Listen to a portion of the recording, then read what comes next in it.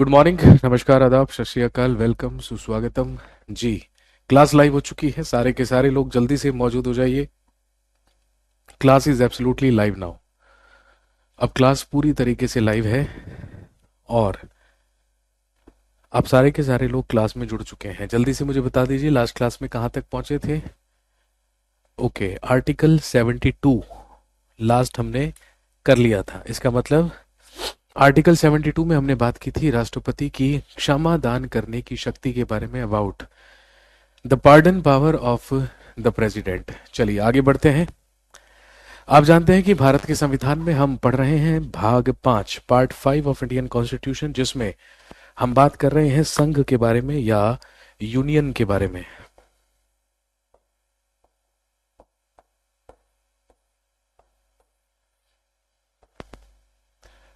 This is constitution of India.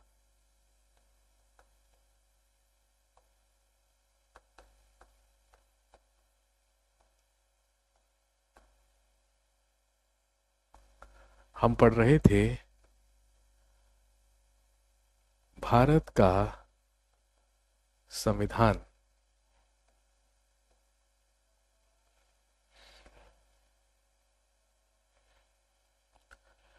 Constitution of India या भारत का संविधान, जिसमें बात चल रही है about part 5 of Indian constitution, संविधान का भाग 5, दैट इज यूनियन, जिसमें हम पढ़ रहे हैं संघ के बारे में। अनुच्छेद 52 से लेकर 151 तक।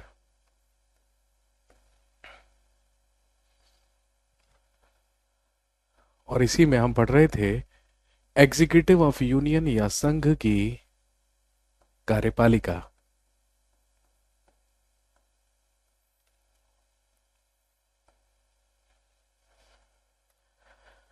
एग्जीक्यूटिव ऑफ यूनियन या संघ की कार्यपालिका।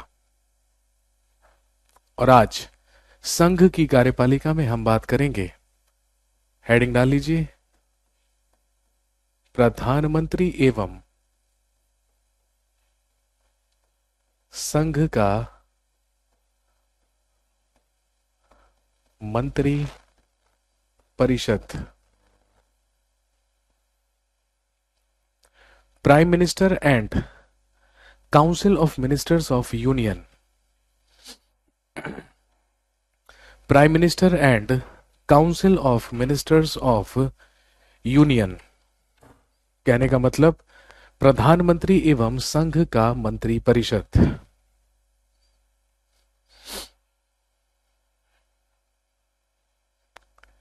लिखेंगे इसमें सबसे पहला आर्टिकल 74 ऑफ इंडियन कॉन्स्टिट्यूशन, संविधान का अनुच्छेद 74।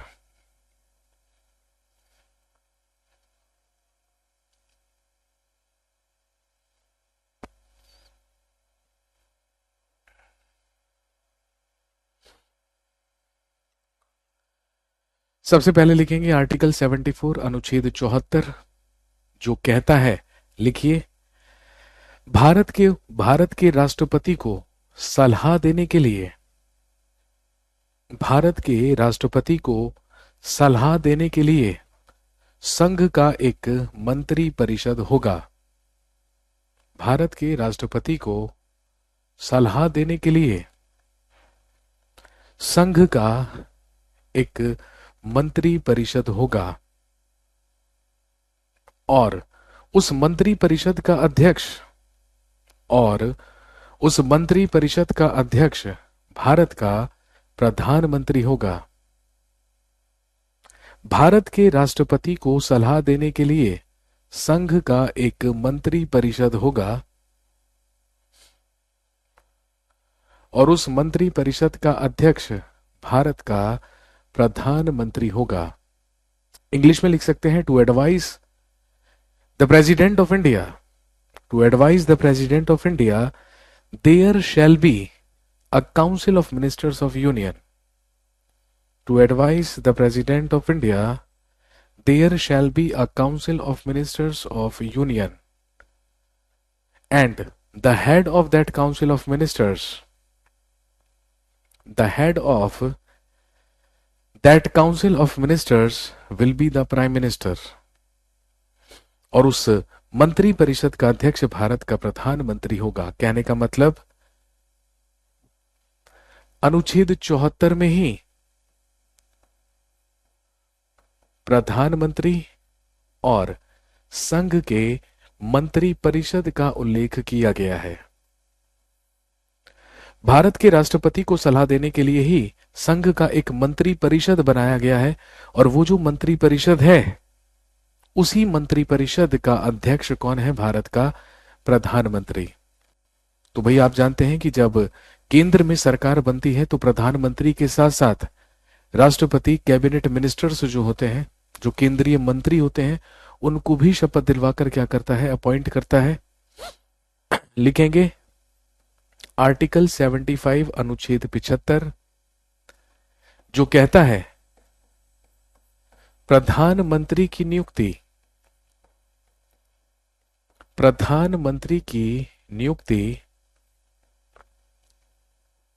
राष्ट्रपति द्वारा की जाती है। लिखिए, प्रधानमंत्री की नियुक्ति राष्ट्रपति के द्वारा की जाती है और संघ के मंत्री परिषद की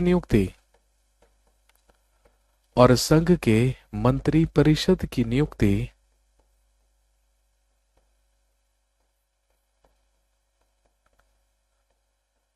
राष्ट्रपति द्वारा प्रधानमंत्री की सलाह से की जाती है।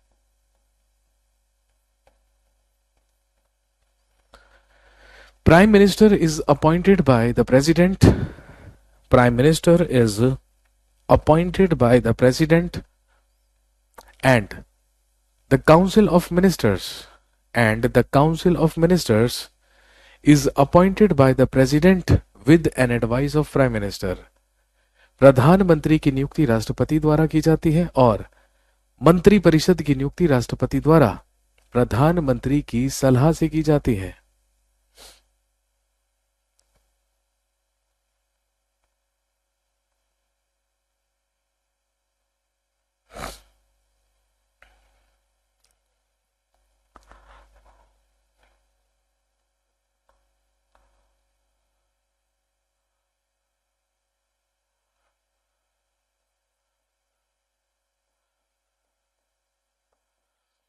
लिखिए प्रधानमंत्री के कार्य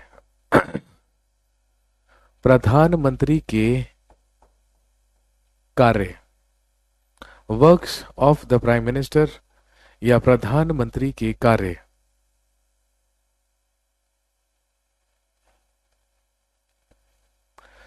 मंत्री परिषद एक काउंसिल होती है, एक परिषद होती है जिसमें डिफरेंट टाइप्स ऑफ मिनिस्टर्स होते हैं, और मिनिस्टर्स 3 प्रकार के होते हैं। एक होते हैं केंद्रीय मंत्री कैबिनेट मिनिस्टर्स, एक होते हैं स्टेट मिनिस्टर्स राज्य मंत्री, और एक होते हैं उपमंत्री, या जिन्हें हम डेप्यूटी मिनिस्टर्स कहते हैं।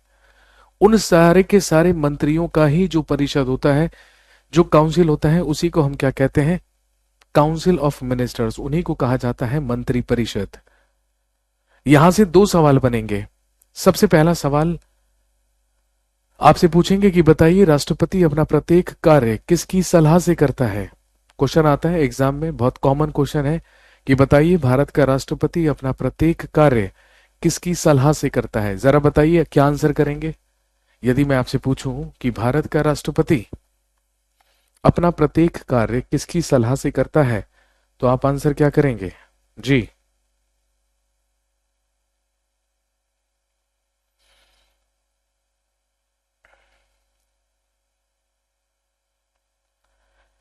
नाइन्टी परसेंट स्टूडेंट्स कह रहे हैं कि भाई भारत का जो प्रधानमंत्री है सर, वो प्राइम मिनिस्टर की सलाह से काम करता है।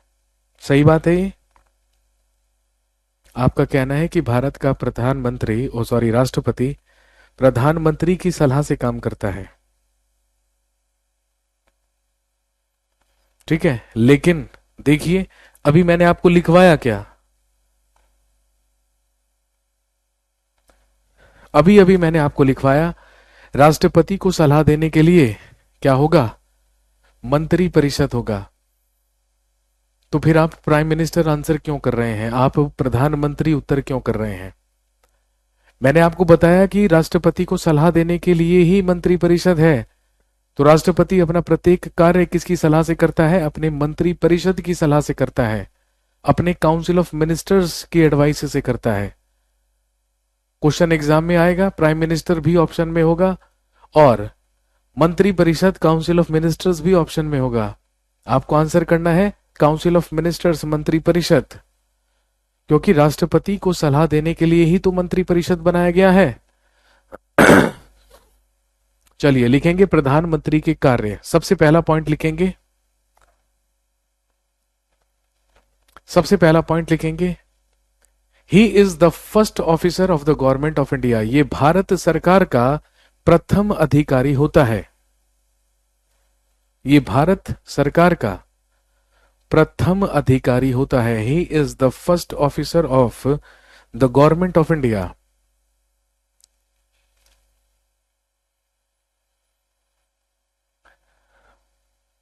दूसरा पॉइंट लिखेंगे, यह राष्ट्रपति एवं मंत्री परिषद के बीच, ये राष्ट्रपति एवं मंत्री परिषद के बीच सेतु का काम करता है।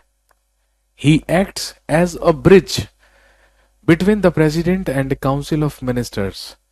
अब यदि मैंने कहा कि ये राष्ट्रपति और मंत्री परिषद के बीच सेतु का काम करता है, इसका मतलब राष्ट्रपति और मंत्री परिषद के बीच तालमेल बनाने का काम ही किसका है, प्राइम मिनिस्टर, प्रधानमंत्री का।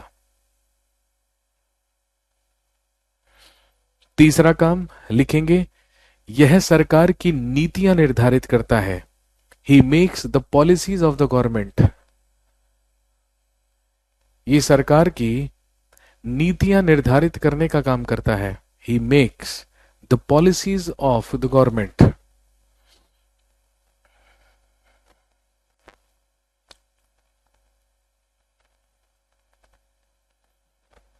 अगला पॉइंट लिखेंगे, ये मंत्री परिषद की बैठकों की अध्यक्षता करता है। ये मंत्री परिषद की बैठकों की अध्यक्षता करता है। He is the head of the meetings of the council of ministers. ये मंत्री परिषद की बैठकों की अध्यक्षता करता है। He is the head of the meetings of the council of ministers. तो जो मंत्री परिषद की बैठकें होती हैं, उनकी अध्यक्षता करने का भी काम किसका होता है, प्रधानमंत्री का। और उन बैठकों में जो अंतिम निर्णय होता है वो भी किसके द्वारा, वो भी किसके द्वारा लिया जाता है, प्रधानमंत्री के ही द्वारा लिया जाता है। अगला लिखेंगे, ये राष्ट्रपति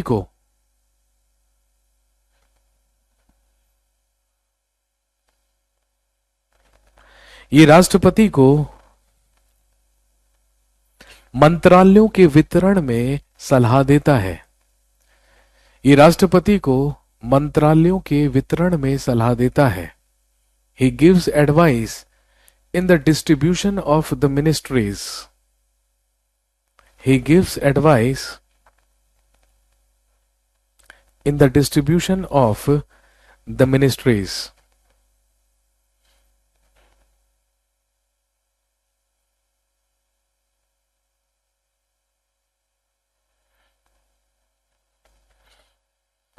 अगला पॉइंट लिखेंगे, संविधान के अनुच्छेद 78 के तहत एज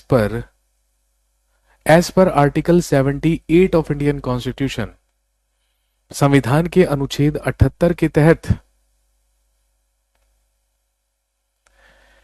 ये संघीय प्रशासन की प्रत्येक जानकारी, यह है संघीय प्रशासन की प्रत्येक जानकारी राष्ट्रपति को देता है। As per article 78 of Indian constitution,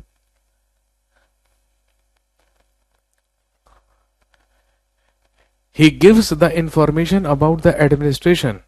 He gives the information about the administration to the president. यह राष्ट्रपति को संघीय प्रशासन की प्रत्येक जानकारी देता है।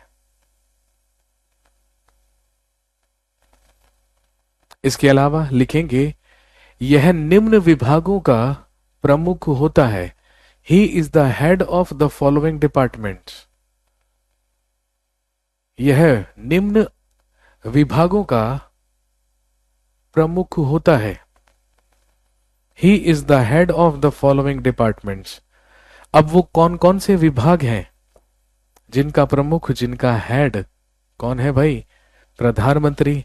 सबसे पहला लिखिए नीति आयोग। सबसे पहला लिखेंगे नीति आयोग।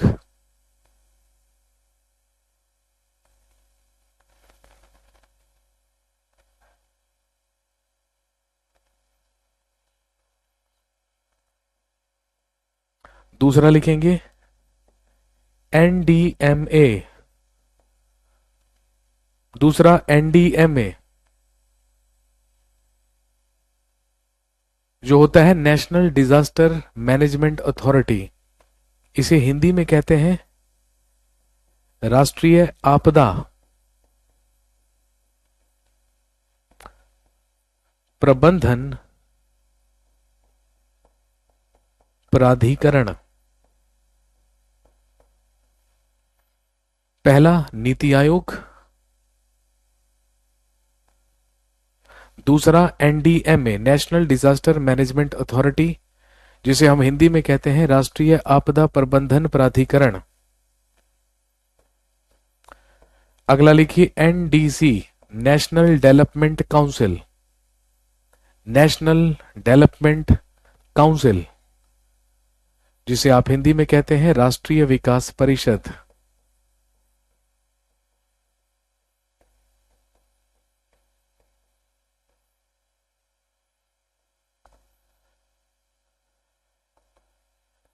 अगला लिखिए आईडीए।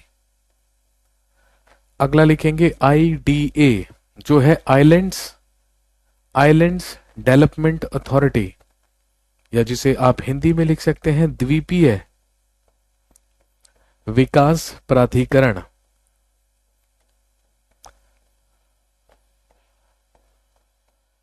द्वीपीय विकास प्राधिकरण आईडीए आइलैंड्स डेवलपमेंट अथॉरिटी।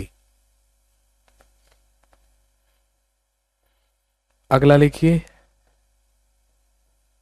वन्य जीव संरक्षण, जिसे हम इंग्लिश में कहते हैं वाइल्ड लाइफ कंजर्वेशन। वन्य जीव संरक्षण, वन्य जीव संरक्षण। और लिखेंगे जनसंख्या नियंत्रण बोर्ड।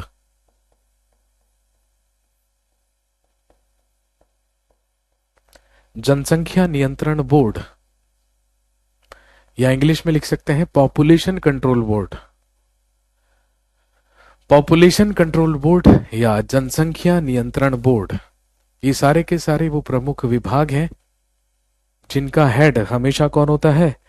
भारत का प्रधानमंत्री होता है।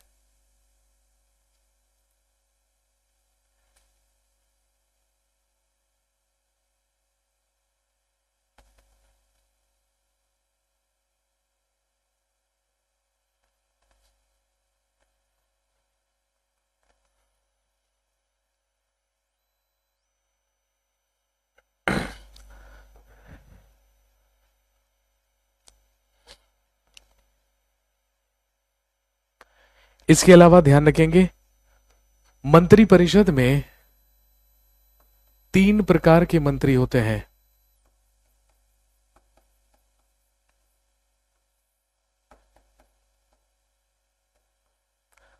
सबसे पहले जो कहलाते हैं केंद्रीय मंत्री, या इंग्लिश में लिख सकते हैं कैबिनेट मिनिस्टर्स या सेंट्रल मिनिस्टर्स।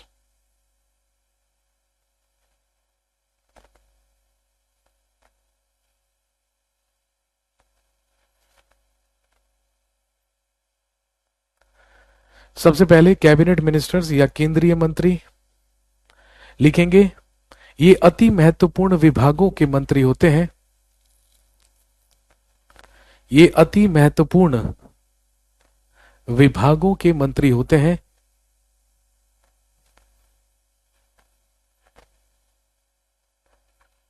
और इनके पास प्रमुख मंत्रालय होते हैं। और इनके पास प्रमुख मंत्रालय होते हैं।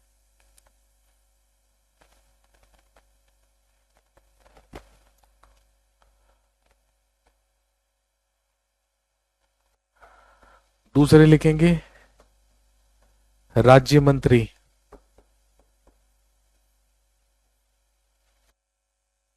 दूसरे होते हैं राज्य मंत्री।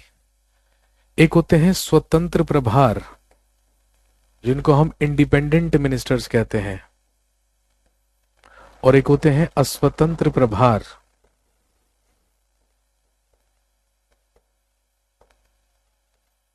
जिन्हें हम डिपेंडेंट मिनिस्टर्स कहते हैं।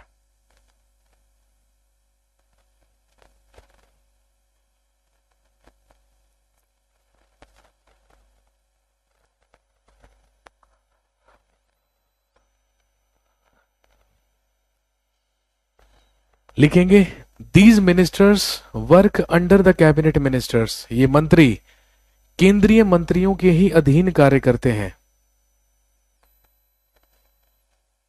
These ministers work under the cabinet ministers. ये मंत्री केंद्रीय मंत्रियों के ही अधीन कार्य करते हैं, लेकिन दो प्रकार से, एक स्वतंत्र रूप से और एक अस्वतंत्र रूप से। और इसके अलावा एक होते हैं उपमंत्री, जिन्हें हम कहते हैं डेप्यूटी मिनिस्टर्स। एक होते हैं उपमंत्री, एक होते हैं डेप्यूटी मिनिस्टर्स। और लिखेंगे ये केंद्रीय एवं राज्य मंत्रियों के कार्यों में उनकी सहायता करते हैं। ये केंद्रीय मंत्रियों एवं राज्य मंत्रियों के कार्यों में उनकी सहायता करते हैं। They help the cabinet and the state ministers.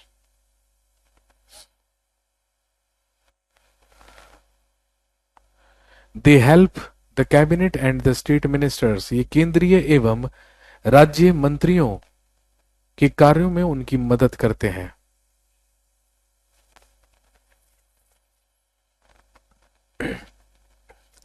Sir मंत्री परिषद में कितने सदस्य हो सकते हैं मेरे भाई?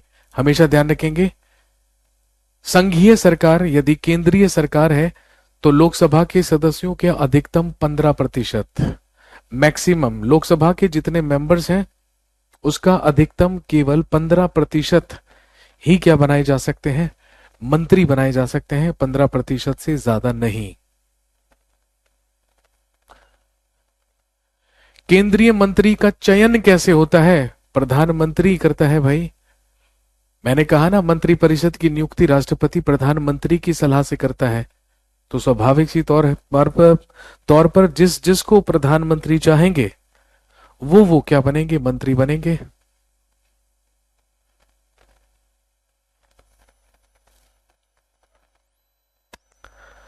साथ में लिखेंगे, नेक्स्ट लिखिए deputy prime minister.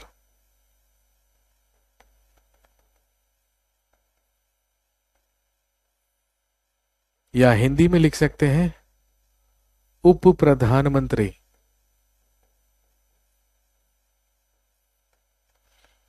Deputy prime minister या उप प्रधानमंत्री।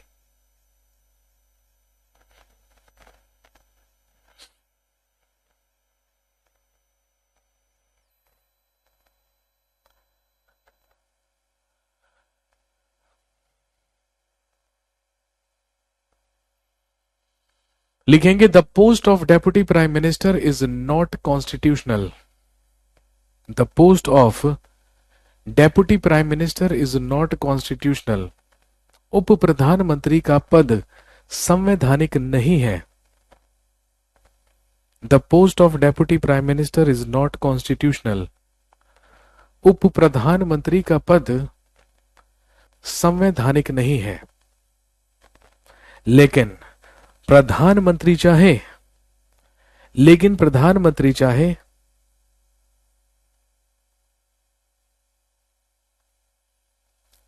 तो एक उप प्रधानमंत्री की नियुक्ति कर सकता है। लेकिन प्रधानमंत्री चाहे तो एक उप प्रधानमंत्री की नियुक्ति कर सकता है, but prime minister can appoint a deputy prime minister.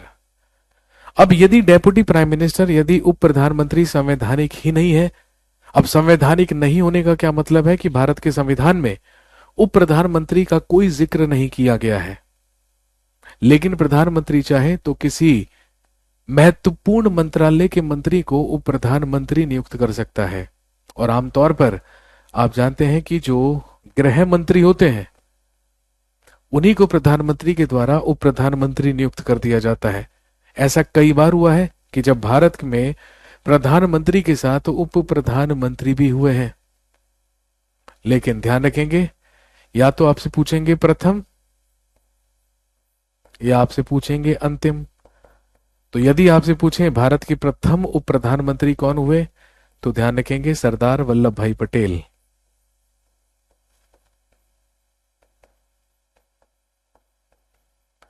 Sardar Vallabh भाई पटेल बनाए गए थे भारत के सबसे पहले उप प्रधानमंत्री।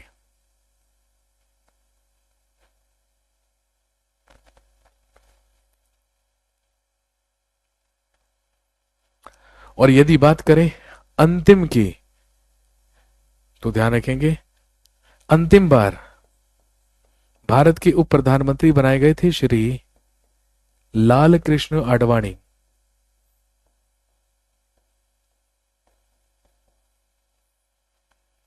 उन्नीस से 1950 तक सरदार वल्लभ भाई पटेल, और 2002 से 2004 तक श्री लाल कृष्ण आडवाणी।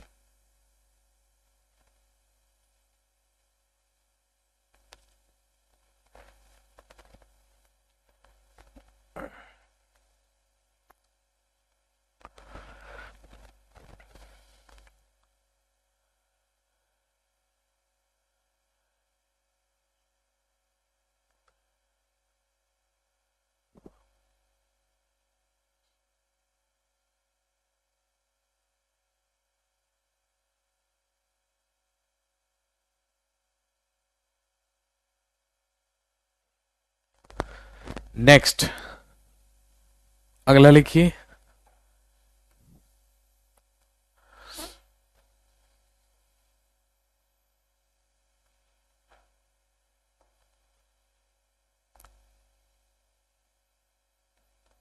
नेक्स्ट लिखिए भारत का महान्यायवादी। इंग्लिश में लिखेंगे attorney general of India.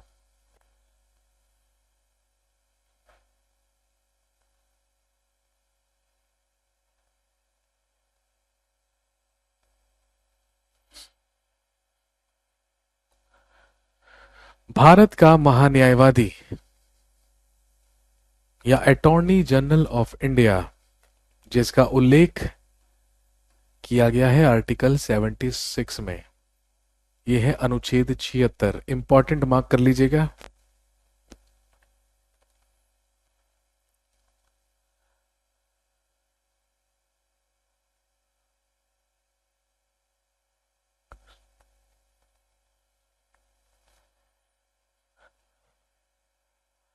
Bharat का महान्यायवादी या अटॉर्नी जनरल ऑफ इंडिया,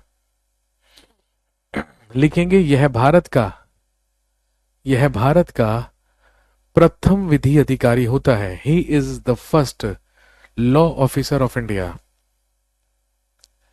ये भारत का प्रथम विधि अधिकारी होता है। He is first law officer of India.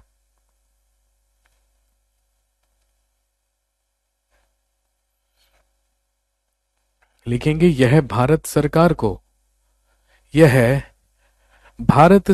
को वैधानिक सलाह देता है। He gives legal advice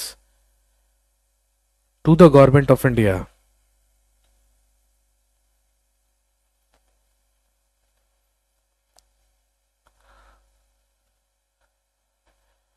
he gives legal advice to the government of India. ये भारत सरकार को वैधानिक सलाह देता है। अगला पॉइंट, इसकी नियुक्ति राष्ट्रपति द्वारा की जाती है। He is appointed by the president. इसकी नियुक्ति राष्ट्रपति द्वारा की जाती है। He is appointed by the president. और क्योंकि नियुक्ति राष्ट्रपति के द्वारा की जाती है तो ध्यान रखेंगे इसे शपथ भी कौन दिलवाता है? भारत का राष्ट्रपति। राष्ट्रपति ही इसके वेतन एवं भत्ते निर्धारित करता है और ये अपना त्याग पत्र भी अगर कार्यकाल के दौरान सौंपेगा तो किसे सौंपेगा? राष्ट्रपति को सौंपेगा। और ध्यान रखेंगे भारत का महान्यायवादी बनने की योग्यताएं या एलिजिबिलिटीज क्या होती हैं?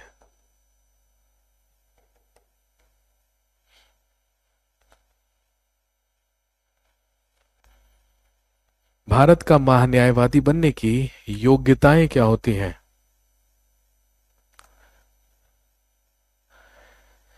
लिखेंगे इसकी योग्यताएं सर्वोच्च न्यायालय के न्यायाधीश के बराबर होती हैं। इसकी योग्यताएं सर्वोच्च न्यायालय के न्यायाधीश के बराबर होती हैं। कहने का मतलब वह भारत का नागरिक होना चाहिए, सबसे पहली कंडीशन। और दूसरी कंडीशन, वह न्यूनतम 5 वर्ष उच्च न्यायालय का न्यायाधीश रहा हो। वह न्यूनतम 5 वर्ष उच्च न्यायालय का न्यायाधीश रहा हो या उसने न्यूनतम 10 वर्ष उच्च न्यायालय में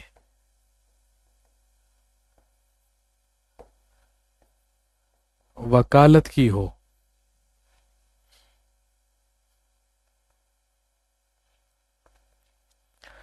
या तो वह 5 साल हाईकोर्ट का जज रहा हो या उसने न्यूनतम 10 वर्ष उच्च न्यायालय में वकालत की हो।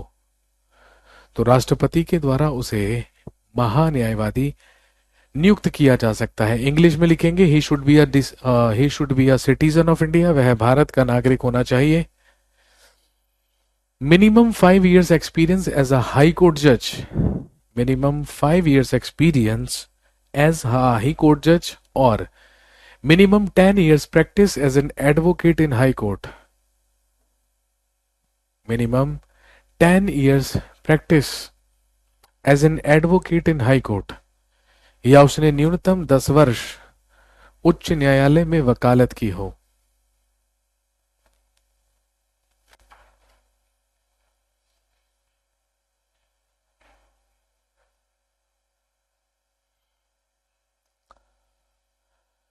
तो उसे महान्यायवादी बनाया जा सकता है। लिखेंगे इसका पद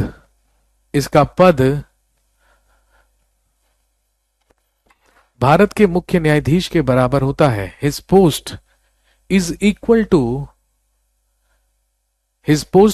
to the chief justice of India. इसका पद भारत के मुख्य न्यायाधीश के बराबर होता है, लेकिन एक प्रावधान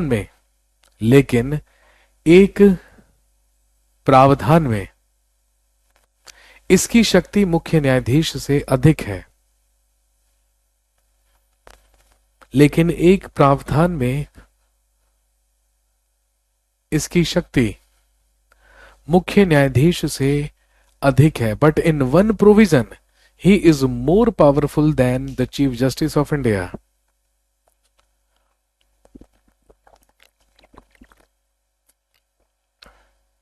और हम सब जानते हैं वो पावर कौन सी है, वो शक्ति कौन सी है। लिखेंगे अनुच्छेद 88 के तहत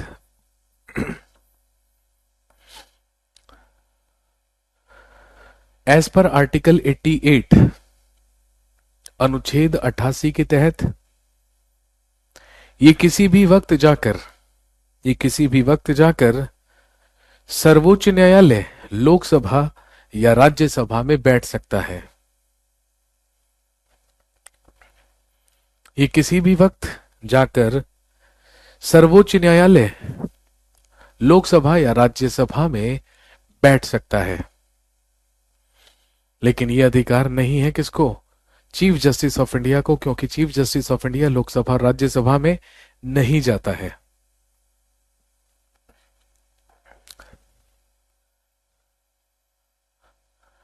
नेक्स्ट, अगला लिखिए आर्टिकल 77, अनुच्छेद 77। आर्टिकल 77 या अनुच्छेद 77 जो कहता है, लिखेंगे संघ का प्रशासन राष्ट्रपति के नाम से ही चलाया जाएगा। संघ का प्रशासन राष्ट्रपति के नाम से ही चलाया जाएगा। The administration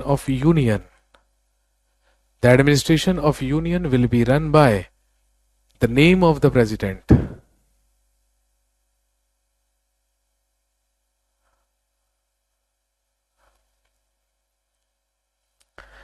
लेकिन सर ये वोट तो कर नहीं सकता, तो मैंने कब कहा कि ये वोट कर सकता है? बताइए।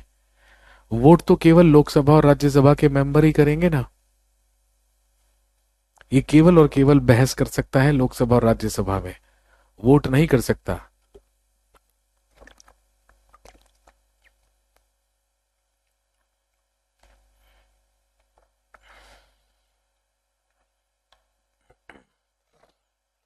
नेक्स्ट हेडिंग डालिए।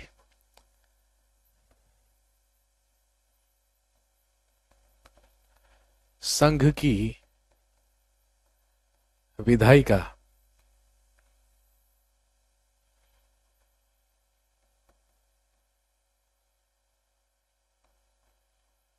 लेजिस्लेचर ऑफ यूनियन, संघ की विधायिका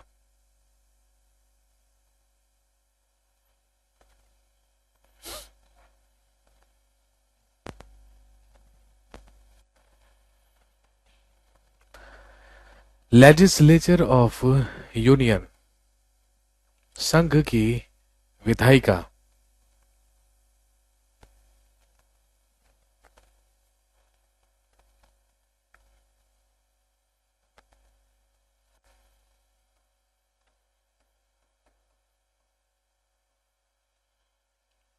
लिखेंगे आर्टिकल 79।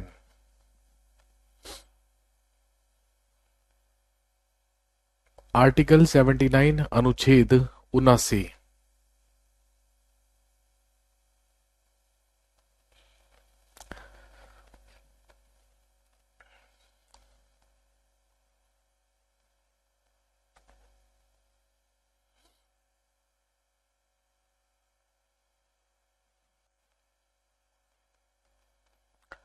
आर्टिकल 79 जो कहता है, लिखेंगे भारत की एक संसद होगी।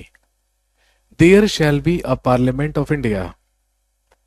भारत की एक संसद होगी जो कि, लिखेंगे राष्ट्रपति, लोकसभा एवं राज्यसभा से मिलकर बनी होगी। There shall be a parliament of India. There shall be a parliament of India which will be comprised of president, Lok Sabha and Rajya Sabha. Bharat की एक संसद होगी जो राष्ट्रपति, लोकसभा और राज्यसभा से मिलकर बनी होगी।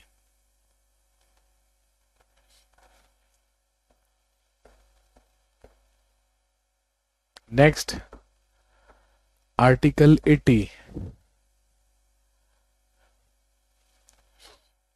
आर्टिकल 80 अनुच्छेद 80, इसमें है राज्यसभा की संरचना। लिखेंगे कंपोजिशन ऑफ राज्यसभा, राज्यसभा की संरचना या कंपोजिशन ऑफ राज्यसभा। लिखेंगे यह संसद का उच्च सदन कहलाती है। This is considered as the upper house of the parliament. ये संसद का उच्च सदन कहलाती है। दिस इज कंसीडर्ड या this is considered as the upper house of the parliament. क्यों कहलाती है? लिखेंगे क्योंकि इसे भंग नहीं किया जा सकता। Because it can not be dissoluted, क्योंकि इसे भंग नहीं किया जा सकता।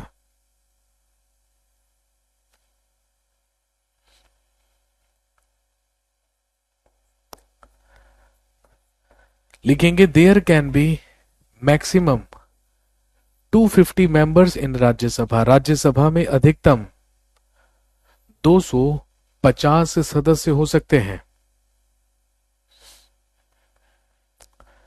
राज्यसभा में अधिकतम 250 सदस्य हो सकते हैं। लिखेंगे जिसमें 12 सदस्य राष्ट्रपति द्वारा मनोनीत किए जाते हैं।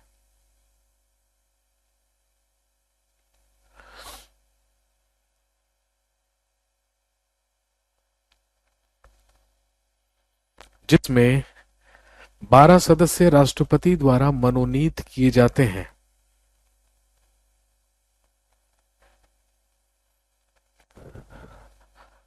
लेकिन ध्यान रखेंगे हमारी राज्यसभा में वर्तमान में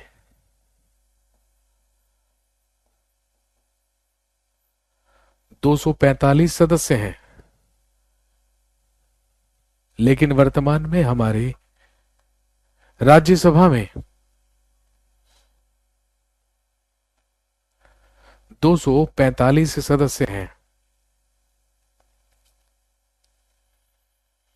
लिखेंगे इसके सदस्यों की नियुक्ति या लिखेंगे इसके सदस्यों का कार्यकाल 6 वर्ष का होता है। इसके सदस्यों का कार्यकाल 6 वर्ष का होता है।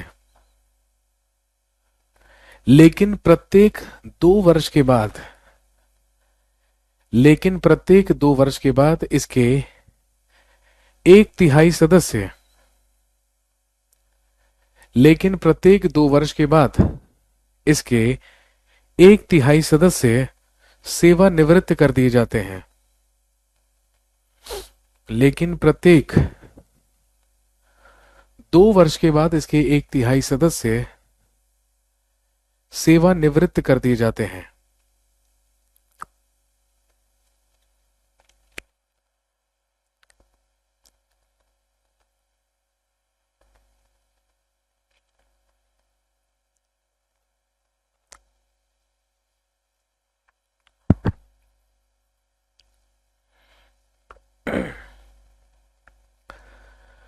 और आखिरी पॉइंट लिखेंगे इसके निर्वाचित सदस्य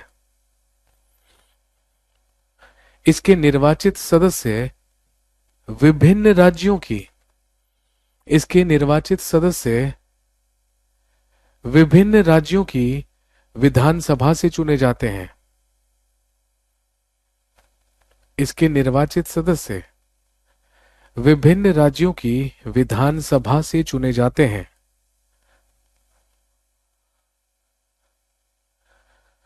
तो मैंने कहा Rajya Sabha is considered as the upper house. There can be maximum 250 members. At present there are 245 members in which 12 members are nominated by the president, जिसमें से 12 सदस्य मनोनीत होते हैं राष्ट्रपति के द्वारा। The term of its members is 6 years, but after every 2 years, but after every 2 years, 1/3 of its members, 1/3 of its members are retired.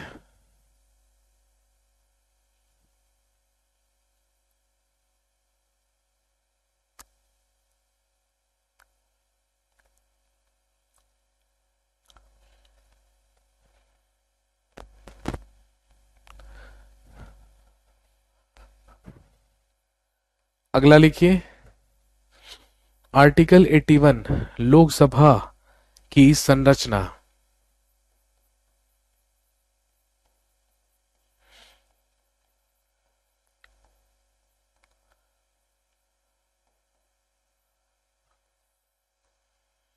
लिखिए composition of the Lok Sabha.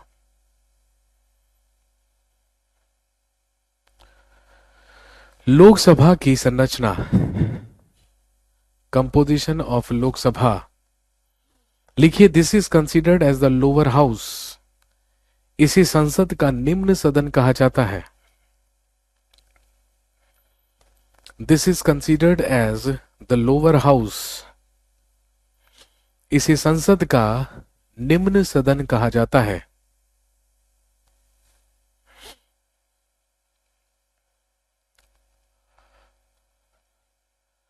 Because it can be dissoluted, क्योंकि इसे भंग किया जा सकता है।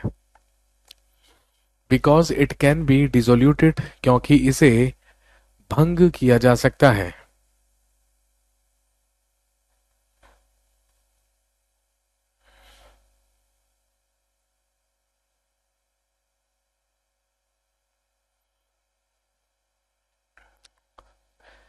There can be maximum 552 members इन लोकसभा। लोकसभा में अधिकतम 552 सदस्य हो सकते हैं। लोकसभा में अधिकतम 552 सदस्य हो सकते हैं, जिसमें से दो एंग्लो इंडियंस या दो आंग्ल भारतीय होते हैं जो राष्ट्रपति मनोनीत करता है। लेकिन आप जानते हैं अब लोकसभा में दो आंग्ल भारतीयों का मनोनयन रद्द कर दिया गया है, तो अगली लोकसभा से तो ये काम नहीं होगा। और ध्यान रखेंगे वर्तमान में at present there are 545 members in Lok Sabha. वर्तमान में लोकसभा में 545 सदस्य हैं। वर्तमान में लोकसभा में 545 सदस्य हैं।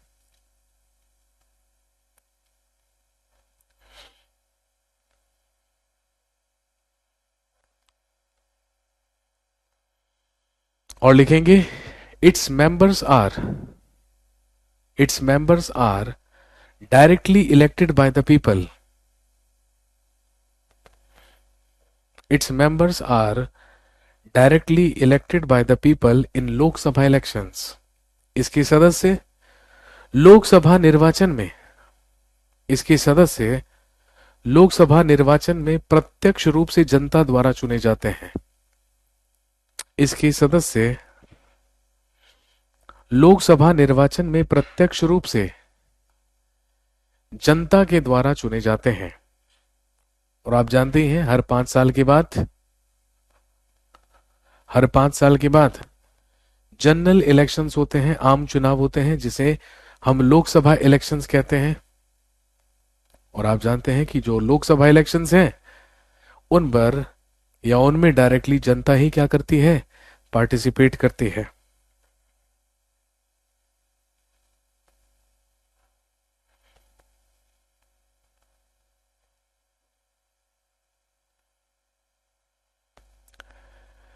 चलिए आज की कहानी को यहीं तक रखेंगे। अगली क्लास में आपसे मुलाकात होगी तो हम बात करेंगे संसद के सदस्यों के बारे में, उनके कार्यकाल के बारे में, उनकी योग्यताओं के बारे में, अयोग्यताओं के बारे में और संसद के अधिकारियों के बारे में। आज के लिए इतना ही काफी है, बाकी करते हैं अगली क्लास में। Merry Christmas to all of you. कल छुट्टी रहेगी, कल बड़ा दिन है, मैरी क्रिसमस। तो आप सभी लोगों को क्रिसमस की शुभकामनाएं। धन्यवाद। Have a nice day.